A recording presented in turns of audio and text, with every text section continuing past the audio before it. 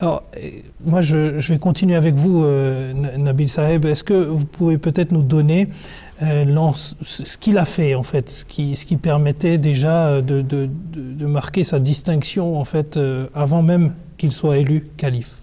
Je pense déjà pour savoir que dès très jeune âge, à 13 ans, il a mémorisé le Saint-Coran en entier. Donc, il a déjà, dès très jeune âge, le deuxième calife lui a montré un amour pour le Coran.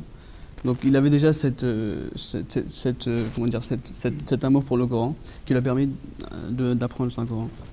Donc après ses études, etc., il est devenu après président de Majlis Khudam al-Ahmadiyya, qui est en fait un groupement de jeunes en fait, pour renforcer la propagation du de l'islam. Donc vraiment... Dont on avait parlé, pardon, je vous coupe, mais dont on avait parlé lorsqu'on avait abordé le deuxième calife et l'ensemble du découpage en fait qu'il avait mis en place, l'ensemble de la structure qu'il avait mis en place. Pardon, je vous ai coupé. Donc il a été président donc de février 1939 jusqu'en octobre 1949. Donc il a à 10 ans, il était président sous cette majlis en fait, dans laquelle on voit vraiment qu'il a vraiment poussé la communauté Ahmadiyya pour en fait au service de l'islam.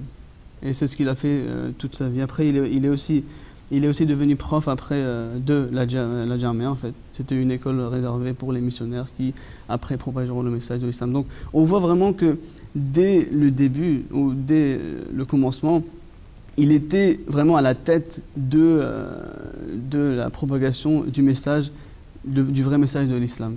Et après, il est même devenu donc, principal de la Jamia de UK.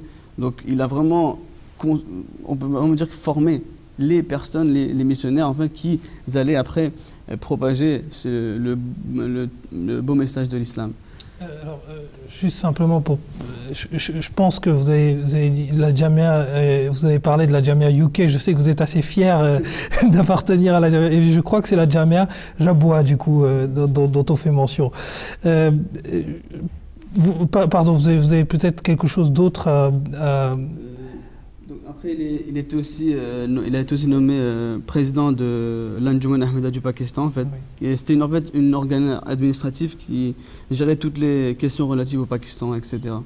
Donc il était vraiment actif dans la Jama, dans la communauté, et il était toujours à la tête vraiment pour la propagation du... Il a exercé un rôle, un leadership toujours assez proche dans la communauté et dans des postes qui lui ont permis en fait plus tard éventuellement de mettre à profit en fait l'ensemble des connaissances qu'il a acquises. Jazakoullah pour cette réponse.